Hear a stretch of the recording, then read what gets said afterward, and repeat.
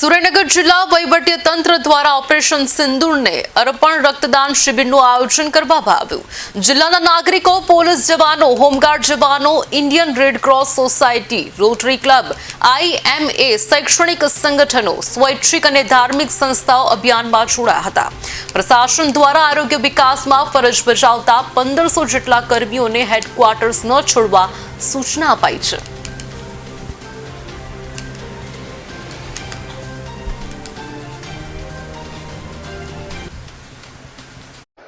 શું કહેશો સાહેબ, આજ જે જિલ્લા વહીવટી તંત્ર દ્વારા જે બ્લડ ડોનેશનનું આયોજન કરવામાં આવ્યું? ખાસ હાલની સ્થિતિને ધ્યાને રાખીને જિલ્લા આરોગ્ય વિભાગ અને જિલ્લા વહીવટી તંત્ર દ્વારા જુદી જુદી સંસ્થાઓના સાથ સહકારથી સુરેન્દ્રનગર જિલ્લામાં બ્લડ ડોનેશનનું ખાસ આજે સુરેન્દ્રનગરમાં બ્લડ ડોનેશન કેમ્પનું આયોજન કરેલ છે।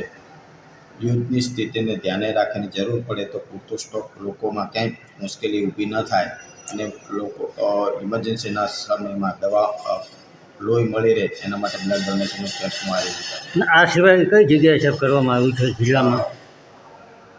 આ સિવાય ગઈકાલે લીંબડીમાં 187 બોટલનું બ્લડ ડોનેશન કલેક્ટ કરવામાં આવેલ છે અને હાલ જે અત્યારે કેમ્પ ચાલુ છે એમાં કેટલી બોટલ એકત્રિત થવાનો અંદાજ છે? કેમ્પ ચાલુ છે, અંદાજિત 300 થી 400 બ્લડ ભેગું થવાનો અમારો અંદાજ છે।